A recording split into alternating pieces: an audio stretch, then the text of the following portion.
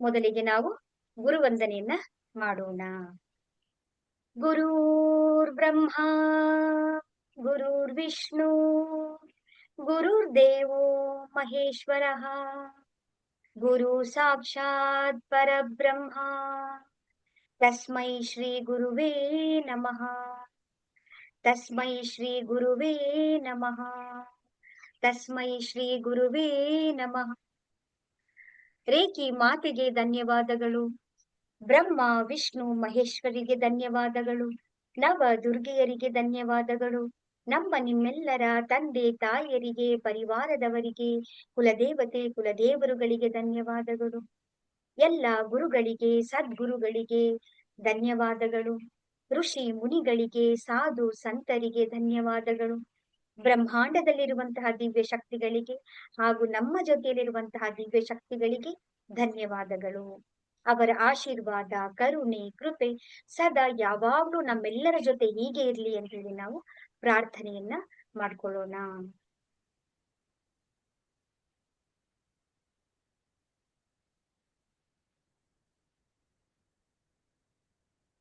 ಆತ್ಮ ಪರಮಾತ್ಮರಿಂದ ಆತ್ಮ ಪರಮಾತ್ಮರಿಗೆ ಪ್ರಣಾಮಗಳು. ಹರೇ ರಾಮ ಹರೇ ಕೃಷ್ಣ. ಸೊ ನಿನ್ನೆ ಕ್ಲಾಸ್ ಅಲ್ಲಿ ನಾವೆಲ್ಲರೂ ಕೂಡ ಪಂಚತತ್ವಗಳು ಯಾವುದು ಅಂತ ಹೇಳಿ ನಾವು ನೋಡಿದೀವಿ. ಯಾಕೆ ಈ ಪಂಚತತ್ವಗಳು ತುಂಬಾ ಇಂಪಾರ್ಟೆನ್ಸ್ ಅಂತ ಹೇಳಿದ್ರೆ, ನಾವು ಚಿಂತೆಯನ್ನ ಮಾಡಿದಾಗ, ನಾವು ಕೋಪವನ್ನ ಮಾಡ್ಕೊಂಡಾಗ, ನಮ್ಮಲ್ಲಿ ಕರುಣೆ ಇಲ್ಲದೆ ಕಠೋರತೆ ನಮ್ಮೊಳಗಡೆ ಇದ್ದಾಗ, ಕ್ಷಮಾಗುಣ ಇಲ್ಲದೆ ನಮ್ಮಲ್ಲಿ ಅಸೂಯೆ ಭಾವನೆಗಳಾಗಿರ್ಬೋದು, ದಯೆ ಇಲ್ಲದೆ ಅಸುರ ಭಾವನೆಗಳು ನಮ್ಮಲ್ಲಿ ಇದ್ದಾಗ ಏನಾಗುತ್ತೆ ಅಂದ್ರೆ, ನಮ್ಮ ಶರೀರದಲ್ಲಿ ಈ ಸ್ಥೂಲ ಶರೀರ ಅಂತ ಹೇಳಿ ನಾವು ಕರಿತೀವಿ.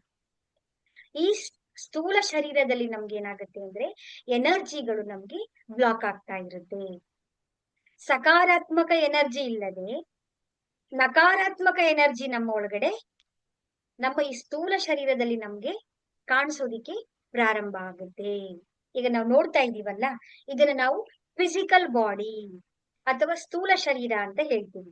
ಈ ಸ್ಥೂಲ ಶರೀರ ನಾವೆಲ್ಲಿ ಇಟ್ಕೊಂಡಿರ್ತೀವಿ? ನಮ್ಮ ಮನೆಯಲ್ಲಿ ನಾವೆಲ್ಲಾ ಕಡೆನೂ ಕೂಡ ಓಡಾಡ್ಕೊಂಡಿರ್ತೀವಿ ನಾವು. ಒಂದು ಎಕ್ಸಾಂಪಲ್ ಏನ್ ಕೊಡಬಹುದು ಅಂತ ಹೇಳಿದ್ರೆ, ಈಗ ನಮ್ಮ ಒಂದು ಮನೆ ಇರುತ್ತೆ.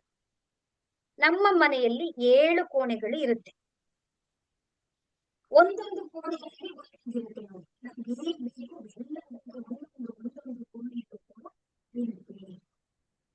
ಮೊದಲನೇ ಕೋಣೆಯಲ್ಲಿ ಹಣ, ಸಂಪತ್ತು, ಸಿರಿ, ವಜ್ರ, ವೈಡ್ಯೂರ್ಯ ಎಲ್ಲವೂ ಕೂಡ ತುಂಬಿರುವಂತ ಒಂದು ಕೋಣೆ ಇರುತ್ತೆ. ಇನ್ನೊಂದು ಕೋಣೆಯಲ್ಲಿ ಏನಿರುತ್ತೆ ಅಂದ್ರೆ ಬಾಂಧವ್ಯಗಳು, ನಿಮ್ಮ ಸ್ನೇಹಿತರಾಗಿರ್ಬೋದು, ಪರಿವಾರದಾಗಿರ್ಬೋದು, ಅದಕ್ಕೆ ಸಂಬಂಧಪಟ್ಟಂತ ಎಲ್ಲವೂ ಕೂಡ 2ನೇ ಕೋಣೆಯಲ್ಲಿ ಇರುತ್ತೆ. ಮೂರನೇ ಕೋಣೆಯಲ್ಲಿ ಏನಿರುತ್ತೆ ಅಂದ್ರೆ ನಿಮ್ಗೆ ಸಕ್ಸಸ್ಗೆ, ನಿಮ್ಮ ಜಯಶಾಲಿಗೆ ಬೇಕಾದಂತ ಎಲ್ಲ ಬುದ್ಧಿವಂತಿಕೆ ಆಗಿರ್ಬೋದು, ನಿಮ್ಮ ಕೌಶಲ್ಯಗಳಾಗಿರ್ಬಹುದು, ಎಲ್ಲಕ್ಕೆ ಬೇಕಾದಂತಹ ಸೌಲಭ್ಯಗಳೆಲ್ಲವೂ ಕೂಡ ನಮ್ಗೆ 3ನೇ ಕೋಣೆಯಲ್ಲಿ ಇರುತ್ತೆ. 4ನೇ ಕೋಣೆಯಲ್ಲಿ ಏನಿರುತ್ತೆ ನಿಮ್ಗೆ ಕರುಣೆ, ನಿಮ್ಮ ಪ್ರೀತಿ, ನಿಮ್ಗೆ ಆನಂದ, ಎಲ್ಲ ಏನ್ ಬೇಕು ನಿಮ್ಮಲ್ಲಿ ಹೃದಯ ವೈಶಾಲ್ಯತೆ ಎಲ್ಲ ತುಂಬಿದಂತವು ಕೂಡ ನಮ್ಗೆ 4ನೇ ಕೋಣೆಯಲ್ಲಿ ಇರುತ್ತೆ. 5ನೇ ಕೋಣೆಯಲ್ಲಿ ನಿಮ್ಮ ವಿದ್ಯೆಗೆ ಸಂಬಂಧಪಟ್ಟ ಹಾಗೆ, ನಿಮ್ಮ ಕಮ್ಯುನಿಕೇಶನ್ ಸ್ಕಿಲ್ಗೆ ಸಂಬಂಧಪಟ್ಟ ಹಾಗೆ ಬೇಕಾದಂತ ಎಲ್ಲ ಸೌಲಭ್ಯಗಳು ಅಲ್ಲಿ ಅಡಕವಾಗಿರುತ್ತೆ. 6 ಮತ್ತು 7ನೇ ಕೋಣೆಯಲ್ಲಿ ಅಂತ ಹೇಳಿದ್ರೆ ಆ ಪರಮಾತ್ಮನನ್ನ ಕಾಣೋದಿಕ್ಕೆ ಬೇಕಾದಂತ ಎಲ್ಲವೂ ಕೂಡ, ದಾರಿ ಏನೇನ್ ಬೇಕು ಎಲ್ಲವೂ ಕೂಡ ಆ ಕೋಣೆಗಳಲ್ಲಿ, ಅಂದ್ರೆ ಅಖಂಡ ಅನಂತವಾದಂಥದ್ದು ಆ ರೂಮಲ್ಲಿ ಇರುತ್ತೆ. ಆದ್ರೆ ನಾವುಗಳು ಏನ್ ಮಾಡಿದೀವಿ ಅಂತ ಹೇಳಿದ್ರೆ, ನಮ್ಮ ಜೊತೆಯಲ್ಲೇ ನಮ್ ಎದುರುಗಡೆ ಇರುವಂತ ಕೋಣೆಗಳಿಗೆ ನಾವು ಲಾಕ್ ಮಾಡ್ಕೊಂಡ್ಬಿಟ್ಟಿದೀವಿ. ಯಾವುದ್ರಿಂದ ಲಾಕ್ ಮಾಡಿದೀವಿ ಎಲ್ಲಾನು ಅಂತ ಹೇಳಿದ್ರೆ, ಚಿಂತೆ, ಕೋಪ, ಭಯ, ಕ್ರೋಧ, ಮೋಹ, ಮದ, ಮತ್ಸರ್ಯಗಳನ್ನ ಒಂದು ದಿನ ಮಾಡ್ತಾ ಇಲ್ಲ, ಮತ್ತೆ ಮತ್ತೆ ಮತ್ತೆ ಮತ್ತೆ ಮಾಡಿ 1 ಲೇಯರ್ ಆಯ್ತು, 2 ಲೇಯರ್ ಆಯ್ತು, 3 ಲೇಯರ್ ಆಯ್ತು, 4 ಲೇಯರ್, ಪದರ ಪದರ ಪದರವಾಗಿ ನಾವು ಎಲ್ಲಾ ಕೋಣೆಗಳನ್ನ ನಾವು ಲಾಕ್ ಮಾಡ್ಬಿಟ್ಟಿದೀವಿ. ಕೀನ ನಾವು ಬೇರೆ ಎಲ್ಲೋ ಕಳ್ಕೊಂಡ್ಬಿಟ್ಟಿದೀವಿ. ಈಗ ಓಪನ್ ಮಾಡೋದು ಹೇಗೆ ನಾವು? ನಮಗ್ ಗೊತ್ತಿದೆ ಎಲ್ಲವೂ ಎಲ್ಲಿದೆ,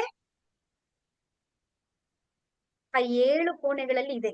ಪ್ರತಿಯೊಂದು ಇದೆ, ನಿಮ್ಗೆ ಏನ್ ಬೇಕು ಎಲ್ಲವ ಕೋಣೆಗಳಲ್ಲಿ ಇದೆ.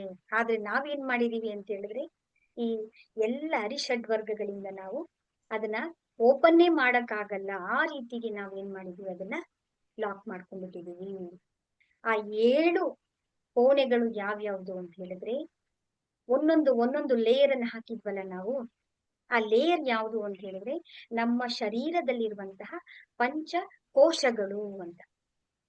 5 ಕೋಶಗಳು ಈ ಒಂದೊಂದು ಲೇಯರ್ ನಮ್ಗೆ ಇರುತ್ತೆ. ಒಂದ್ ಸೆಕೆಂಡ್. ಯಾರು ಓಪನ್ ಮಾಡ್ತಾ ಇದ್ದೀರಾ ವೈಟ್ ಬೋರ್ಡ್ ಯಾರು ಓಪನ್ ಮಾಡ್ಬೇಡಿ. ಸರಿ, ಆಯ್ತು. ಒಂದೊಂದು ಲೇಯರ್ ಏನಾಗಿರುತ್ತೆ, ನಮ್ಮ ಶರೀರದಲ್ಲಿ 5 ಲೇಯರ್ಗಳು ಬರುತ್ತೆ. ಒಂದೊಂದು ಪದರ ನಮ್ಗೆ ಕಾಣುವಂತ ಪದರ ಇದೆಯಲ್ಲ, ಈ ಸ್ಥೂಲ ಶರೀರ ಅಂತ ಹೇಳಿ ಕರಿತೀವಿ. ನಮ್ಗೆ ಕಣ್ಣಿಗೆ ಕಾಣದೇ ಇರುವಂತದ್ದು ಯಾವ್ಯಾವ್ದು ಇರುತ್ತೆ ಅಂತ ಹೇಳಿದ್ರೆ, ಕಾರಣ ಶರೀರ, ಮಹಾಕಾರಣ ಶರೀರ, ಸೂಕ್ಷ್ಮ ಕಾರಣ ಶರೀರ ಅಂತ ಹೇಳಿ ಕರಿತೀವಿ ನಾವು. ಅನ್ನಮಯ ಕೋಶ, ಪ್ರಾಣಮಯ ಕೋಶ, ಮನೋಮಯ ಕೋಶ, ವಿಜ್ಞಾನಮಯ ಕೋಶ, ಆನಂದಮಯ ಕೋಶ ಅಂತೇಳಿ ನಾವು ಕರಿತೀವಿ. ನಮ್ಮ ಬಾಡಿಗೆ, ಈಗ ನಮ್ಮ ರೂಮ್ಗಳಿಗೆ ಸಮಸ್ಯೆ ಬರೋದಕ್ಕೆ ಕಾರಣ ಏನಾಯ್ತು, ಈ ಪಂಚಕೋಶಗಳಲ್ಲಿ ಬ್ಲಾಕೇಜಸ್ ಆಗಿರುತ್ತೆ. ನಮ್ಗೆ ಏನಾದ್ರೂ ಒಂದು ಸಮಸ್ಯೆ, ಈ ಸ್ಥೂಲ ಶರೀರಕ್ಕೆ ಸಮಸ್ಯೆ ಬರ್ಬೇಕು ಅಂತ ಹೇಳಿದ್ರೆ ಈ 5 ಪದರಗಳನ್ನ ನಾವು ದಾಟ್ಕೊಂಡು ಬರ್ಬೇಕು. ಆಗ ನಮಗೆ ಈ ಒಂದು ಶರೀರದಲ್ಲಿ ನಮ್ಗೆ ಪ್ರಾಬ್ಲಮ್ಸ್ ನಮ್ಗೆ ಕಾಣಿಸ್ತಾ ಬರ್ತಾ ಇರುತ್ತೆ. ಆ ಪಂಚಕೋಶಗಳು ನಿಮ್ಗೆ ನಾನು ನಿಮ್ಗೆ ಎಲ್ಲ ಗ್ರೂಪ್ ಅಲ್ಲಿ ನಾನು ನಿಮ್ಗೆ ಶೇರ್ ಮಾಡಿದ್ದೀನಿ. ನಮ್ಮ ಶರೀರದಲ್ಲಿ ಯಾವ ರೀತಿ ಇರುತ್ತೆ ಅಂತ, ಅದು ನಮ್ಮ ಕಣ್ಣಿಗೆ ಕಾಣದೇ ಇರುವಂತದ್ದು ಅದು. ಅರ್ಥ ಆಯ್ತಾ? ಸೊ ಈ ಶರೀರ ಈ ರೀತಿ ಈ ಈ 5 ಕೋಶಗಳನ್ನ, ಇದನ್ನ ಯಾವ ರೀತಿ ನಾವು ಪ್ರೊಟೆಕ್ಷನ್ ಮಾಡ್ಕೋಬೇಕು, ಯಾವ ರೀತಿ ಕನೆಕ್ಷನ್ ಆಗಿರುತ್ತೆ ಅಂತ ಹೇಳಿದ್ರೆ ಸಿಂಪಲ್ ಆಗಿರುತ್ತೆ ಅದು. ಅದಕ್ಕೆ ಏನು ನಾವು ತಲೆ ಕೆಡಿಸ್ಕೊಳ್ಳೋಂಗಿಲ್ಲ. ನಿಮ್ಮೆಲ್ಲರಿಗೂ ಕೂಡ ಗೊತ್ತಿರುವ ಹಾಗೆ ನಮ್ಗೇನಿರುತ್ತೆ ಇಲ್ಲಿ, ಇಡನಾಡಿ ಪಿಂಗಳ ನಾಡಿ ಅಂತ ಇರುತ್ತೆ. ಈಗ ನಾವು ಪ್ರಾಣಾಯಾಮಗಳನ್ನೆಲ್ಲ ಮಾಡ್ತೀವಿ, ನಾವು ಇಡ ಮತ್ತೆ ಪಿಂಗಳ ಅಂತ ಹೇಳಿ ಕರಿತೀವಿ. ಈ ಎಡ ಮತ್ತೆ ಬಲಗಡೆ ಇರುವಂತ ಈ ನಾಡಿಗಳು ಎಲ್ಲಿಗೆ ಹೋಗುತ್ತೆ, ಸುಷುಮ್ನ ನಾಡಿಗೆ ತಲುಪುತ್ತೆ. ಈ ಸುಷುಮ್ನ ನಾಡಿ ಎಲ್ಲಿಗೆ ಹೋಗುತ್ತೆ, ನಾನು 7 ಕೋಣೆಗಳು ಅಂತ ಹೇಳಿದ್ನಲ್ಲ, ನಮ್ಮ ಶರೀರದಲ್ಲಿ 7 ಶಕ್ತಿ ಕೇಂದ್ರಗಳು ಇರುತ್ತೆ. ಆ 7 ಶಕ್ತಿ ಕೇಂದ್ರಗಳಿಗೆ ತಲುಪುತ್ತೆ. ಅಲ್ಲಿಂದ ಎಲ್ಲಿಗೆ ಹೋಗುತ್ತೆ ಅಂದ್ರೆ, ಅಲ್ಲಿಂದ ನಾಡಿ ಗುಚ್ಛಗಳಿರುತ್ತೆ, ಎಲ್ಲವೂ ಕೂಡ ನಾಡಿಯ ಗುಚ್ಛಗಳೇ. ಇಲ್ಲಿಂದ 24 ನಾಡಿ ಗುಚ್ಛಗಳಿಗೆ ಕನೆಕ್ಷನ್ ಆಗುತ್ತೆ. ಈ 24 ನಾಡಿ ಗುಚ್ಛಗಳು ಎಲ್ಲಿ ಹೋಗುತ್ತೆ, 109 ನಾಡಿ ಗುಚ್ಛಗಳಿಗೆ ಹೋಗುತ್ತೆ. 109 ನಾಡಿ ಗುಚ್ಛಗಳು ಎಲ್ಲಿಗೆ ತಲುಪುತ್ತೆ ಅಂದ್ರೆ 72,000 ನಾಡಿ ಗುಚ್ಛಗಳಿಗೆ, ನಮ್ಮ ಶರೀರದಲ್ಲಿರುವಂತ ನಾಡಿಗಳಿಗೆ ತಲುಪುತ್ತೆ. ಈ ಶರೀರದ 72,000 ನಾಡಿಗಳು ನಮ್ಮ ಸೂಕ್ಷ್ಮ ಶರೀರ, ಕಾರಣ ಶರೀರ, ಮಹಾಕಾರಣ ಶರೀರವನ್ನ ತಲುಪುತ್ತೆ. ಈಗ ನಾವು ಮನೆಯಲ್ಲಿ ಮೇನ್ ಮುಖ್ಯ ದ್ವಾರವನ್ನ ಓಪನ್ ಮಾಡಿದ್ರೆ ನಾವೇನ್ ಮಾಡ್ಬೋದು, ಅಡಿಗೆ ಮನೆಗೆ ಹೋಗ್ಬೋದು, ಲಿವಿಂಗ್ ರೂಮ್ಗೆ ಹೋಗ್ಬೋದು, ಹೌದಲ್ವಾ, ಮೇಕಪ್ ರೂಮ್ಗೆ ಹೋಗ್ಬೋದು, ಸ್ಟಡಿ ರೂಮ್ಗೆ ಹೋಗ್ಬೋದು, ಬೆಡ್ರೂಮ್ಗೆ ಹೋಗ್ಬೋದು. ನಮಗಿನ್ನು ಏನೇನ್ ಬೇಕು, ಎಲ್ಲ ರೂಮ್ಗಳಿಗೆ ನಾವು ಹೋಗ್ಬೇಕು ಅಂದ್ರೆ ಮೇನ್ ಡೋರ್ ಅನ್ನ ನಾವು ಓಪನ್ ಮಾಡ್ಬೇಕು. ಅಂದ್ರೆ ಇಷ್ಟು ನಮ್ಮ ಶರೀರದಲ್ಲಿರುವಂತ ಎಲ್ಲ ಎನರ್ಜಿನ ಓಪನ್ ಆಗೋದು ಎಲ್ಲಿಂದ, ಮೇನ್ ಡೋರ್ ಅಂದ್ರೆ ನಮ್ಮ ಉಸಿರು. ಉಸಿರಿನ ಮುಖಾಂತರ ಏನಾಗುತ್ತೆ, ಎಲ್ಲವೂ ಕೂಡ ನಮ್ಮ ಶಕ್ತಿಯ ಕೇಂದ್ರಗಳೆಲ್ಲವೂ ಕೂಡ ಎನರ್ಜಿಯಿಂದ ನಿಮಗೆ ಏನೇನು ಬೇಕು ಅದೆಲ್ಲವನ್ನು ಕೂಡ ನಾವು ಪಡ್ಕೊಳ್ಳೋದಿಕ್ಕೆ ಸಾಧ್ಯ ಆಗುತ್ತೆ. ಈ ಉಸಿರನ್ನ ನೋಡೋದು, ಈ ಉಸಿರನ್ನ ನಾವು ಗಮನಿಸೋದು, ಈ ಉಸಿರೇ ಎಲ್ಲ, ಉಸಿರಿಂದ ಏನಿಲ್ಲ. ಆದ್ರೆ ಇದನ್ನ ನಾವು ನೋಡೋದಿಕ್ಕೆ ಬೇಕಾಗಿರೋದು ಯಾವುದು ಅಂತ ಹೇಳಿದ್ರೆ ಧ್ಯಾನ. ಮೇನ್ ಕೀ ಯಾವುದು ಅಂತ ಹೇಳಿದ್ರೆ, ಧ್ಯಾನವನ್ನ ಮಾಡಿದ್ರೆ ನಿಮಗೆ ಎಲ್ಲವೂ ಕೂಡ ಒಂದೊಂದಾಗಿ ಬಾಗಿಲನ್ನ ನಮ್ಗೆ ತೆರೆದುಕೊಡುತ್ತೆ. ಸುಲಭವಾಗಿ ಏನು ಅಂತ ಹೇಳಿದ್ರೆ, ನಮ್ಮ ಬ್ರೀತಿಂಗ್ ಮೇಲೆ ನಾವು ಫೋಕಸ್ ಅನ್ನ ಮಾಡ್ಬೇಕು. ಏನ್ ಮಾಡ್ಬೇಕು? ನಮ್ಮ ಉಸಿರನ್ನ ನಾವು ನೋಡ್ಬೇಕು, ನನ್ನನ್ನ ನಾನು ತಿಳ್ಕೋಬೇಕು. ನಾವು ಬೇರೆಯವ್ರನ್ನೆಲ್ಲಾನು ಬಿಟ್ಟಾಕ್ಬೇಕು. ಯಾಕೆ ಬಿಟ್ಟಾಕ್ಬೇಕು? ಯಾಕಂದ್ರೆ ನಮ್ಮ ಎನರ್ಜಿಯನ್ನ ನಾವು, ನಮ್ಮ ಶಕ್ತಿ ಕೇಂದ್ರಗಳನ್ನ ನಾವು ವೃದ್ಧಿಸ್ಕೊಳ್ಬೇಕು. ಸೊ ಹಾಗಾಗಿ ನಾವೇನ್ ಮಾಡ್ಬೇಕು ಅಂತ ಹೇಳಿದ್ರೆ, ನಮ್ಮ ಉಸಿರಿನ ಕಡೆಗೆ, ನಮ್ಮ ಧ್ಯಾನದ ಕಡೆಗೆ, ನಮ್ಮ ಅಭ್ಯಾಸದ ಕಡೆಗೆ, ನಮ್ಮ ಹವ್ಯಾಸದ ಕಡೆಗೆ ನಮ್ಮ ಗಮನವನ್ನ ನಾವು ಮುಖ್ಯವಾಗಿ ನಾವು ವಹಿಸ್ಬೇಕು.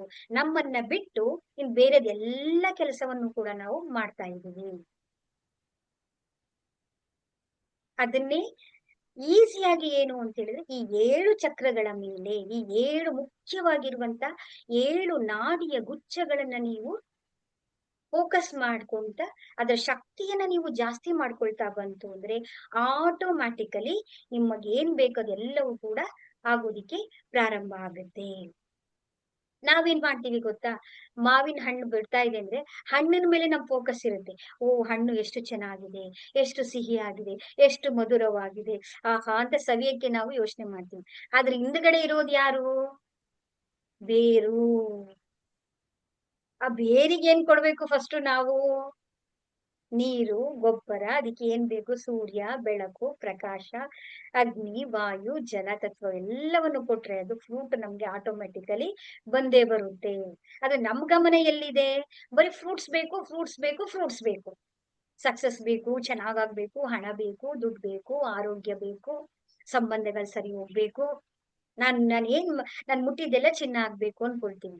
ಆದ್ರೆ ಅದ್ರಗಡೆ ಇರುವಂತ ಮೂಲ ತತ್ವ ಯಾವ್ದಿರುತ್ತೆ ಅಂದ್ರೆ, ನಮ್ಮ ಶಕ್ತಿಯ ಕೇಂದ್ರಗಳನ್ನ ನಾವು ರೆಡಿ ಮಾಡ್ಕೊಳ್ಬೇಕಾಗುತ್ತೆ. ಆ ಶಕ್ತಿಯ ಕೇಂದ್ರಗಳು ಯಾವ್ಯಾವ್ದು ಅಂತ ಹೇಳಿ ನಾನು ನಿಮ್ಗೆ ಒಂದು ಸಲ ನಿಮ್ಗೆ ಶೇರ್ ಮಾಡ್ತೀನಿ ನಾನು ನಿಮ್ಗೆ.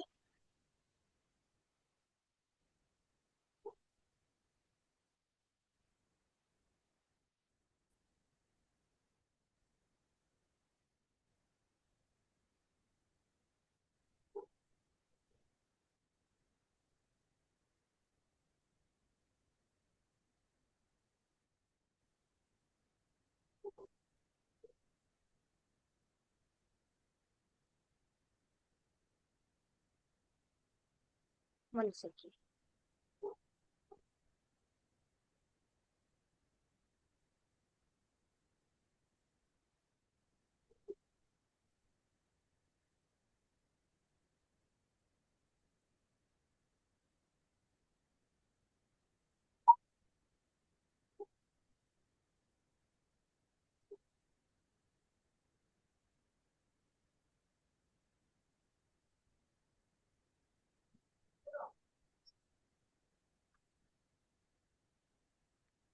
ಕಾಣಿಸ್ತಾ ಇದೆಯಾ?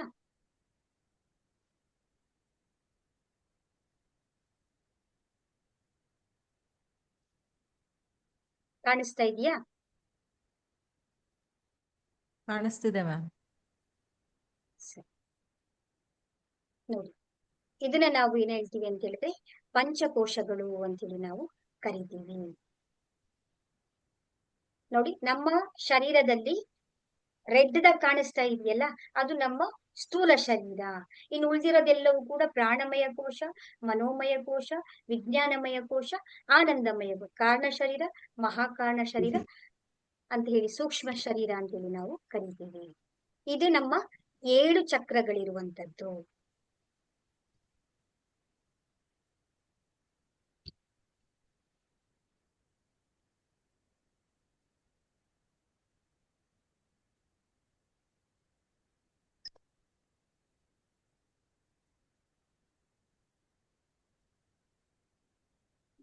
ಇದು ಪಂಚತತ್ವಗಳು ಯಾವ್ಯಾವ್ದು ಅಂತ ಹೇಳಿ ನಿಮ್ಗೆ ಗೊತ್ತಿದೆ.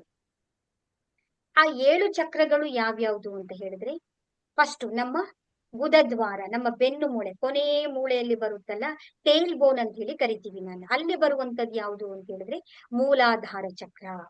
ಅದು ಕೆಂಪು ಬಣ್ಣದಲ್ಲಿ ಇರುತ್ತೆ. ಇದರ ಬೀಜ ಮಂತ್ರ ಏನು ಅಂತ ಹೇಳಿದ್ರೆ ಲಂ ಅಂತ ಹೇಳಿ ಮಂತ್ರವನ್ನ ನಾವು ಹೇಳ್ತಾ ಬರ್ಬೇಕಾಗತ್ತೆ. ಮುಂದೆ ನಿಮ್ಗೆ ಒಂದೊಂದಾಗ ಗೊತ್ತಾಗ್ತಾ ಬರುತ್ತೆ. ಅಲ್ಲಿಂದ ಒಂದು 3-4 ಬೆರಳು ಮೇಲೆ ಬಂದಾಗ ನಮ್ಮ ಜನನೇಂದ್ರಿಯ ಭಾಗದಲ್ಲಿ ಬರುವಂತದ್ದು ಸ್ವಾದಿಷ್ಠಾನ ಚಕ್ರ ಅಂತೇಳಿ ನಾವು ಕರಿತೀವಿ. ಇದು ಯಾವ ಬಣ್ಣದಲ್ಲಿ ಇರುತ್ತೆ ಅಂತ ಹೇಳಿದ್ರೆ ಕೇಸರಿಯ ಬಣ್ಣದಲ್ಲಿ ಇರುತ್ತೆ. ಇದಾದ ನಂತರ ನಮ್ಮ ನಾಭಿಯ ಮೇಲ್ಗಡೆ 4 ಇಂಚು 4 ಬೆರಳು ಮುಂದೆ, ನಾಭಿಯಿಂದ 4 ಬೆರಳು ಮೇಲಕ್ಕೆ ಹೋದ್ರೆ ನಮ್ದು ಮಣಿಪುರ ಚಕ್ರ ಬರುತ್ತೆ. ಇದರ ಬಣ್ಣ ಯಾವುದು ಅಂತ ಹೇಳಿದ್ರೆ ಹಳದಿಯ ಬಣ್ಣದಲ್ಲಿ ಇರುತ್ತೆ. ಇದರ ಬೀಜ ಮಂತ್ರ ಏನು ಅಂತ ಹೇಳಿದ್ರೆ ರಂಕಾರ.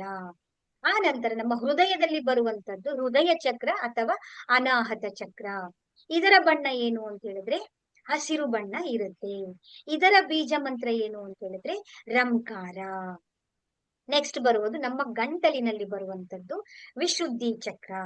ಇದರ ಬಣ್ಣ ಹೇಗಿರುತ್ತೆ ಅಂತ ಹೇಳಿದ್ರೆ ಆಕಾಶ ನೀಲಿಯ ಬಣ್ಣದಲ್ಲಿ ಇರುತ್ತೆ. ಇದರ ಬೀಜ ಮಂತ್ರ ಏನು ಅಂತ ಹೇಳಿದ್ರೆ ಅಹಂಕಾರ. ಹಾ ಬರ್ಬೇಕು, ಯಾರಲ್ಲವ ಹಾ ಬರುತ್ತೆ. ಅದಾದ ನಂತರ ನಮ್ಮ ಹಣೆಯ ಮಧ್ಯದಲ್ಲಿ, ಐಬ್ರೋಗಳ ಮಧ್ಯದಲ್ಲಿ ಬರುವಂತದ್ದು ಆಜ್ಞಾ ಚಕ್ರ. ಇದರ ಬೀಜ ಮಂತ್ರ ಏನು ಅಂತ ಹೇಳಿದ್ರೆ ಓಂಕಾರ. ಕೊನೆಯದಾಗಿ ಬರುವಂತದ್ದು ಯಾವುದು ಅಂತ ಹೇಳಿದ್ರೆ ಸಹಸ್ರಾರ ಚಕ್ರ. ಇಲ್ಲಿ ಯಾವುದೇ ರೀತಿಯಾದಂತ ಮಂತ್ರಗಳಿರಲ್ಲ, ಜಸ್ಟ್ ಶಾಂತಿ ಮತ್ತೆ ಆನಂದ ಇರುವಂತದ್ದು ಇರುತ್ತೆ ಇಲ್ಲಿ. ಅರ್ಥ ಆಯ್ತಾ? ಸೊ ಇಷ್ಟು ನಿಮ್ಗೆ ನಾನು ಕಳ್ಸಿಕೊಟ್ಟಿರುವಂತಹ ಇದು ಏನಾಗುತ್ತೆ ಇದನ್ನ ನಾವು ನಮ್ಮ ಚಕ್ರಗಳನ್ನ ನಾವು ದೊಡ್ಡದ್ ಮಾಡ್ತಾ ಮಾಡ್ತಾ ಮಾಡ್ತಾ ಏನಾಗುತ್ತೆ ಎನರ್ಜಿಯಲ್ಲಿ ಆ ಶಕ್ತಿಯ ಕೇಂದ್ರಗಳು ಆ ಎನರ್ಜಿಯನ್ನ ಹಲೋ ಅಕ್ಕ, ತುಂಬಾ ಡಿಸ್ಟರ್ಬೆನ್ಸ್. ನನಗೆ 4ಕ್ಕೆ ನೀವ್ ಹೇಳಿದ್ ಗೊತ್ತಾಗಿದ್ದು. ಇಲ್ಲಿ ರೆಕಾರ್ಡಿಂಗ್ ಬರ್ತಾ ನಿಮ್ದು. ಏನ್ ಬರ್ತಾ ಇದೆ? ಹಲೋ, ಏನ್ ಬರ್ತಾ ಇದೆ? ಇದು ಬರೀ ಸ್ಟಾರ್ಟೆಡ್ ಸ್ಕ್ರೀನ್ ಶೇರಿಂಗ್ ಅಂತ ಬ್ಲಾಕ್ ಅಲ್ಲಿ ಕ್ಲೋಸ್ ಆಗಿದೆ ಸ್ಕ್ರೀನು. ನೀವು ವಾಯ್ಸ್ ಕೂಡ ಬ್ರೇಕ್ ಆಗ್ತಾ ಇದೆ. ಸ್ಕ್ರೀನ್ ಕಾಣ್ತಾ ಇಲ್ಲ ನಿಮ್ದು, ಮತ್ತೆ ವಾಯ್ಸ್ ಬ್ರೇಕ್ ಆಗ್ತಿದೆ ನಿಮ್ದು ವಾಯ್ಸ್. ಎಲ್ಲರಿಗೂ ಕೇಳಿಸ್ತಾ ಇದೆಯಾ? ಕೇಳಿಸ್ತಿದೆ ಮಧ್ಯೆ. ಈಗ ನೋಡಿ 4ನೇದು ಹೇಳಿದ್ರಿ, ಮಧ್ಯೆ ಏನ್ ಹೇಳಿದ್ರು ಅಂತಾನೆ ಗೊತ್ತಾಗ್ಲಿಲ್ಲ. ಬೇರೆಯವರಿಗೆಲ್ಲರೂ ಕೇಳಿಸ್ತಾ ಇದೆಯಾ? ಈಗ ಕೇಳ್ತಾ ಇದೆ. ಕೇಳಿಸ್ತಾ ನಿಮ್ ಇದೆಯಾ? ಮುಂಚೆಯಿಂದ ಏನ್ ಹೇಳಿದ್ರಿ ಎಲ್ಲ ಬ್ರೇಕ್ ಆಗಿದೆ ಅಕ್ಕ. ಸರಿ ಸರಿ ಆಯ್ತು, ಮತ್ತೊಮ್ಮೆ ಹೇಳೋಣ, ಅದಕ್ಕೆ ಏನ್ ತೊಂದ್ರೆ ಇಲ್ಲ. ಈಗ ಕೇಳಿಸ್ತಾ ಇದೆಯಾ ಎಲ್ಲಾರ್ಗುನು? ನನ್ನ ಸ್ಕ್ರೀನ್ ಕಾಣ್ತಾ ಇದೆ. ಸರಿ ಸರಿ, ಸ್ಕ್ರೀನ್ ಕಾಣಿಸ್ತಾ ಇಲ್ಲ, ಬರ್ತಾ ಇದೆ. ಸ್ಕ್ರೀನ್ ಕಾಣಿಸ್ತಾ ಇಲ್ಲ ಅಂತ ಹೇಳಿದ್ರೆ ನೀವು ನಿಮ್ಮ ಸ್ಕ್ರೀನ್ ಅನ್ನ ಸ್ವಲ್ಪ ಚೇಂಜ್ ಮಾಡ್ಕೊಳ್ಳಿ. ಅಲ್ಲಿ ಝೂಮ್ ಅಂತ ಇರುತ್ತೆ ನೋಡಿ, ಅಲ್ಲಿ ನಿಮ್ಮ ಸ್ಕ್ರೀನ್ ಅಲ್ಲಿ ಝೂಮ್ ಅಂತ ಇರುತ್ತೆ. ಅಲ್ಲಿ ನೀವೇನ್ ಮಾಡ್ಬೇಕು ಅಂದ್ರೆ ನೋಡ್ಕೋಬೇಕು, ಅದನ್ನ ಕಡಿಮೆ ಮಾಡ್ಕೋಬೇಕು. ನೋಡಿ ಈಗ ಕಾಣಿಸ್ತಾ ಇದೆಯಾ ನೋಡಿ ಒಂದ್ಸಲ? ಇಲ್ಲ ಬರ್ತಾ ಇಲ್ಲ. ಬೇರೆಯವ್ರಿಗೆ ಕಾಣಿಸ್ತಾ ಇದೆಯಾ? ಕಾಣಿಸ್ತಾ ಇದೆಯಾ? ಮಣಿ, ನಿಮ್ದು ಸ್ಕ್ರೀನ್ ಸ್ವಲ್ಪ ಈ ಕಡೆ ಸ್ವಲ್ಪ ಮೂವ್ ಮಾಡಿ. ಅದನ್ನ ಮೂವ್ ಮಾಡಿದ್ಮೇಲೆ ಅಲ್ಲಿ ಕಾಣಿಸುತ್ತೆ ನೋಡಿ.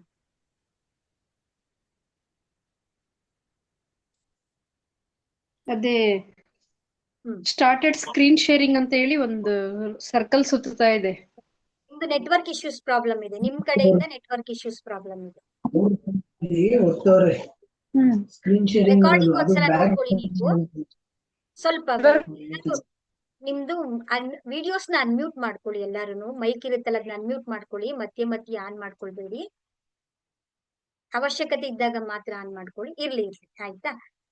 ನಿಮ್ದು ನೆಟ್ವರ್ಕ್ ಇಶ್ಯೂಸ್ ಇದೆ ಅನ್ಸುತ್ತೆ. ಸೊ ಒಂದ್ ಸ್ವಲ್ಪ ನೀವು ನೆಟ್ವರ್ಕ್ ಇರೋ ಕಡೆ ನೀವು ಕುತ್ಕೊಳ್ಳಿ. ಮತ್ತೊಮ್ಮೆ ಒಂದ್ಸಲ ನಿಧಾನವಾಗಿ ಹೇಳೋಣ. ಆ 7 ಚಕ್ರಗಳ ಶಕ್ತಿಯನ್ನ ನಾವು ವೃದ್ಧಿಸ್ಕೊಳ್ತಾ ಬರ್ತಾ ಇದ್ದಾಗ ನಮ್ಮ ಆಭಾಮಂಡಲ, ನಮ್ಮ ಸುರಕ್ಷಾ ಕವಚ ಇದೆಯಲ್ಲ, ಈ ರೀತಿ ಅದು ದೊಡ್ಡದಾಗ್ತಾ ಬರ್ತಾ ಇರುತ್ತೆ. ಅರ್ಥ ಆಯ್ತಾ ನಿಮ್ಗೆ? ಇಷ್ಟು ನಿಮ್ಗೆ ಗೊತ್ತಿರ್ಲಿ. ಇವಾಗ ಅರ್ಥ ಆಯ್ತಲ್ವಾ? ಈಗ ನಿಮ್ಗೆ ನಾನು ಗ್ರೂಪ್ ಅಲ್ಲಿ ನಿಮ್ಗೆ ಕಳ್ಸಿಕೊಟ್ಟಿದ್ದೀನಿ. ನಾನು ಅದನ್ನ ಮತ್ತೊಮ್ಮೆ ನೀವು ಒಂದ್ಸಲ ನಿಧಾನವಾಗಿ ನೀವು ಚೆಕ್ ಮಾಡ್ಕೊಳ್ಳಿ, ಏನ್ ತೊಂದ್ರೆ ಏನಿಲ್ಲ. ಆಯ್ತಾ? ಟೋಟಲ್ ಆಗಿ ಏನಿರುತ್ತೆ ಮಣಿಯವ್ರು, ಕೇಳಿಸ್ತಾ ಇದೆ ಈಗ ನಿಮ್ಗೆ?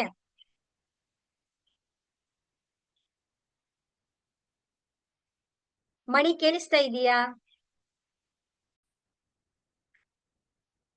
ಮತ್ತೊಮ್ಮೆ ಹೇಳೋಣ. ನಮ್ಮ 7 ಚಕ್ರಗಳು ಮೇನ್ ಇಂಪಾರ್ಟೆಂಟ್ ಆಗಿದೆ. ಈ 7 ಚಕ್ರಗಳನ್ನ ನೀವು ರೆಡಿ ಮಾಡಿದ್ರೆ ನಿಮ್ಗೆ ಅರ್ಥ ಆಗಿದೆ ಅನ್ಕೊಳ್ತೀನಿ. ಸರಳವಾಗಿ ನಿಮ್ಗೆ ಅರ್ಥ ಆಗಿದೆ. 7 ಚಕ್ರಗಳನ್ನ ರೆಡಿ ಮಾಡಿದ್ರೆ ನಮ್ಮ ಪೂರ್ತಿ ನಮ್ಮ ಎನರ್ಜಿ ಕೇಂದ್ರಗಳು ಪೂರ್ತಿ ರೆಡಿ ಮಾಡ್ಕೊಳ್ಬಹುದು ನಾವು. ಅರ್ಥ ಆಗಿದೆ ಅಲ್ವಾ? ಮನೆ ಮುಖ್ಯ ದ್ವಾರವನ್ನ ಓಪನ್ ಮಾಡಿದ್ರೆ ನಾವ್ ಎಲ್ಲೆಲ್ಲಿಗ್ ಬೇಕು ಏನೇನ್ ಬೇಕು ಅದೆಲ್ಲವನ್ನು ಕೂಡ ನಾವು ಪಡ್ಕೊಳ್ಬಹುದಾಗಿದೆ. ಅರ್ಥ ಆಯ್ತು? ಈ 7 ಕೋಣೆಗಳನ್ನ ಯಾವ ರೀತಿ ಓಪನ್ ಮಾಡ್ಕೊಳ್ಳೋದು? ಹೌದಲ್ವಾ? ಈಗ 7 ಚಕ್ರಗಳನ್ನ ನಾವು ನೋಡಿದ್ವಿ. ಹೌದಲ್ವಾ? ಮೂಲಾಧಾರ ಚಕ್ರ, ಸ್ವಾಧಿಷ್ಠಾನ ಚಕ್ರ, ಮಣಿಪುರ ಚಕ್ರ, ಹಾಗೆ ವಿಶುದ್ಧಿ ಚಕ್ರ, ಅನಾಹತ ಚಕ್ರ, ಆಜ್ಞಾ ಚಕ್ರ, ಸಹಸ್ರಾರ ಚಕ್ರ. ಒಂದೊಂದು ಕೂಡ ಒಂದೊಂದು ಬಣ್ಣದಲ್ಲಿ 7 ಬಣ್ಣದಲ್ಲಿರೋದು. ಆಯ್ತಾ? ಸೊ ಅದನ್ನ ನೀವು ಏನು ಟೆನ್ಷನ್ ಮಾಡ್ಕೊಳ್ಳೋಂಗಿಲ್ಲ. ಅಭ್ಯಾಸ ಮಾಡ್ತಾ ಮಾಡ್ತಾ ಮಾಡ್ತಾ ನಿಮ್ಗೆ ಎಲ್ಲವೂ ಕೂಡ ಗೊತ್ತಾಗ್ಬಿಡುತ್ತೆ. ಅದಕ್ಕೆ ನೀವು ಆರಾಮವಾಗಿರಿ. ಆಯ್ತಾ?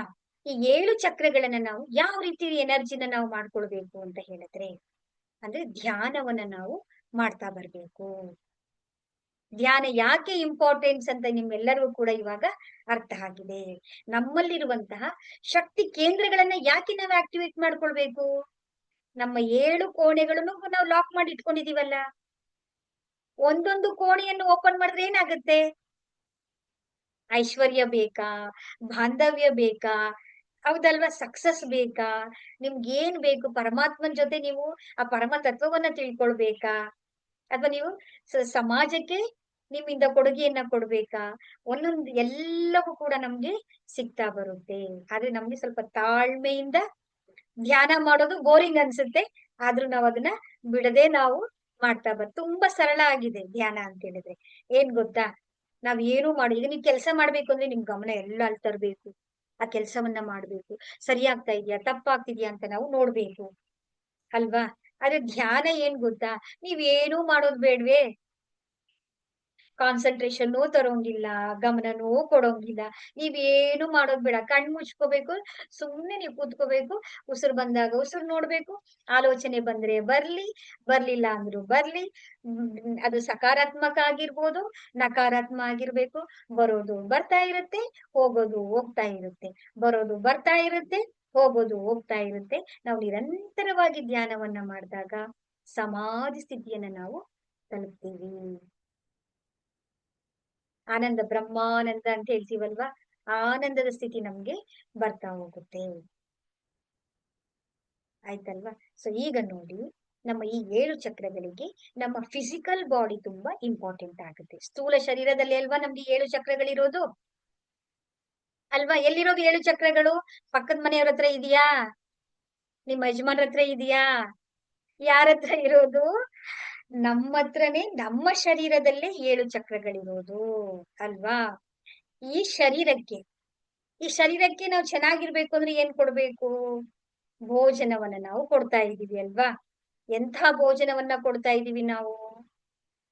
ಪಿಜ್ಜಾ, ಬರ್ಗರ್, ಚಪಾತಿ, ರೋಟಿ ಅಲ್ವಾ? ಇವತ್ತೇನ್ ನಾನ್, ತವಾ ಫ್ರೈ, ಚಿಕನ್, ಮಟನ್ ಏನ್ ಕೇಳೋಂಗಿಲ್ಲಪ್ಪ. ವೆರೈಟಿ ಫುಡ್ಸ್ ಗಳನ್ನ ನಾವು ಕೊಡ್ತಾ ಇದೀವಿ. ಮದ್ವೆಗೆ ಹೋದ್ರೇನು, ಪಾರ್ಟಿಗೆ ಹೋದ್ರೇನು, ಬರ್ತಡೆಗೆ ಹೋದ್ರೇನು ಊಟ, ವೆರೈಟೀಸ್ ಊಟಸ್ಗಳನ್ನ ನಾವು ಊಟ ಮಾಡ್ತಾ ಇದೀವಿ ಅಲ್ವಾ? ಅದ್ ಯಾಕೆ ಅಂತ ಹೇಳಿದ್ರೆ, ಈ ಸ್ಥೂಲ ಶರೀರಕ್ಕೆ ಬೇಕಾದಂತ ಒಂದು ಇಂಧನ ಅಲ್ವಾ? ಅದು ಚೆನ್ನಾಗಿರ್ಬೇಕು ಅನ್ನೋದಕ್ಕೆ ಭೋಜನ ಕೊಡ್ಬೇಕು. ಆದ್ರೆ ನಮ್ಮ ಒಳಗಡೆ ಇದೆಯಲ್ಲ ಆತ್ಮ, ಈ ಶರೀರವನ್ನ ಎಲ್ಲಾನು ಮೇಂಟೈನ್ ಮಾಡ್ತಾ ಇರೋದು ಯಾರು?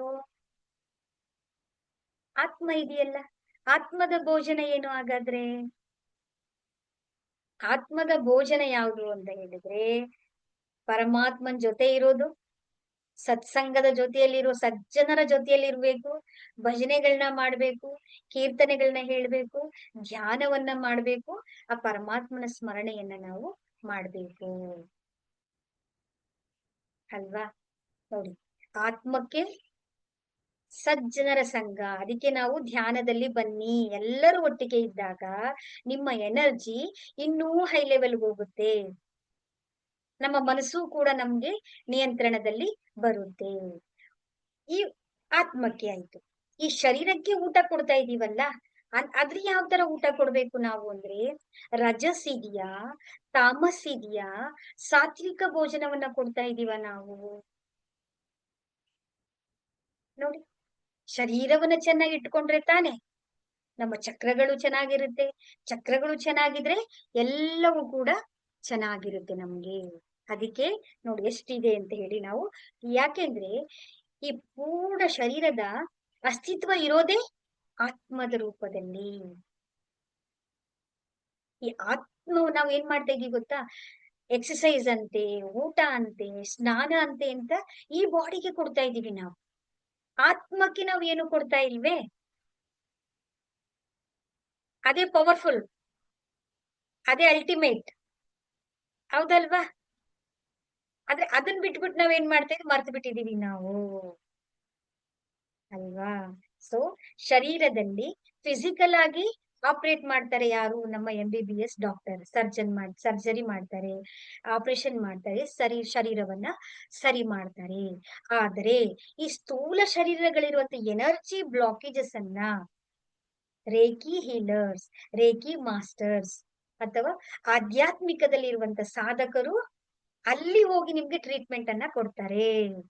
ಅದು ಕಾಣದೇ ಇರುವಂತ ಶರೀರಗಳಿಗೆ ಟ್ರೀಟ್ಮೆಂಟ್ ಅನ್ನ ಕೊಡ್ತಾರೆ. ಆಗ ಎಲ್ಲದರಲ್ಲೂ ಕೂಡ ನಿಮ್ಗೆ ಬದಲಾವಣೆಗಳು ನಿಮ್ಮ ಅರಿವಿಗೆ ಬರ್ತಾ ಇರುತ್ತೆ. ಅದನ್ನೇ ಹೇಳೋದು ಈ ಶರೀರ. ಈ ಶರೀರ ಅಂತಂದ್ರೆ ಏನು? ನಮ್ಮ ಆಭಾಮಂಡಲ. ಈಗ ನೀವು ನೋಡಿದ್ರಲ್ಲ, ನಮ್ಮ ಶರೀರದ ಸುತ್ತ ಒಂದು ಪ್ರೊಟೆಕ್ಷನ್ ಲೇಯರ್ ಇರುತ್ತೆ. ನಾವು ಧ್ಯಾನವನ್ನ ಮಾಡ್ತಾ ಮಾಡ್ತಾ ಮಾಡ್ತಾ ನಮಗೇ ಅರಿವಿಲ್ಲದ ಹಾಗೆ ನಮ್ಮ ಸುತ್ತ ಒಂದು ಶಕ್ತಿ ನಮ್ಮನ್ನ ಪ್ರೊಟೆಕ್ಷನ್ ಮಾಡೋಕೆ ಬರುತ್ತೆ. ಆ ಪ್ರೊಟೆಕ್ಷನ್ ಲೇಯರ್ ಅನ್ನೇ ನಾವು ಆರ ಅಥವಾ ನಮ್ಮ ಆಭಾಮಂಡಲ, ನಮ್ಮ ಪ್ರಭಾವಳಿ ಅಂತೇಳಿ ನಾವು ಕರಿತೀವಿ. ನೋಡಿ, ಧ್ಯಾನವನ್ನ ನಾವು ಮಾಡಿದ್ರೆ, ಈಗ ನೋಡಿ ಧ್ಯಾನಕ್ಕೆ ನಾವು ದುಡ್ಡು ಕೊಡ್ಬೇಕಾ? ನೋಡಿ, ನಮ್ಮ ಶರೀರವನ್ನ, ನಮ್ಮನ್ನ ನಾವು ಪ್ರೊಟೆಕ್ಷನ್ ಮಾಡ್ಕೊಳ್ಳೋಕೆ ದುಡ್ಡೇ ಕೊಡೋದಿಲ್ಲ. ಆದ್ರೆ ನಾವೇನ್ ಮಾಡ್ತಾ ಇದ್ದೀವಿ? ಧ್ಯಾನವನ್ನ ಮರ್ತು ಬಿಟ್ಟಿದೀವಿ ನಾವು. ಆದ್ರೆ ಪ್ರತಿದಿನ ನೀವು ಧ್ಯಾನವನ್ನ ಅಭ್ಯಾಸ ಮಾಡ್ತಾ ಮಾಡ್ತಾ ಮಾಡ್ತಾ ನಿಮಗೆ ಅರಿವಿಲ್ಲದ ಹಾಗೆ ನಿಮಗೇ ಗೊತ್ತಾಗ್ತಾ ಬರುತ್ತೆ. ಇದನ್ನ ನಾವು ಆಭಾಮಂಡಲ ಅಂತೇಳಿ ನಾವು ಕರಿತೀವಿ. ನಾಳೆಯ ಕ್ಲಾಸ್ ಅಲ್ಲಿ ನಾವು ಈ ಆಭಾಮಂಡಲ ಹೇಗ್ ವರ್ಕ್ ಆಗುತ್ತೆ, ಅದರಿಂದ ಏನ್ ಸಿಗುತ್ತೆ ನಮ್ಗೆ, ಅದ್ ಯಾವ ರೀತಿ ಕೆಲಸ ಮಾಡುತ್ತೆ ಅಂತೇಳಿ ನಾವು ನಾಳಿನ ಕ್ಲಾಸ್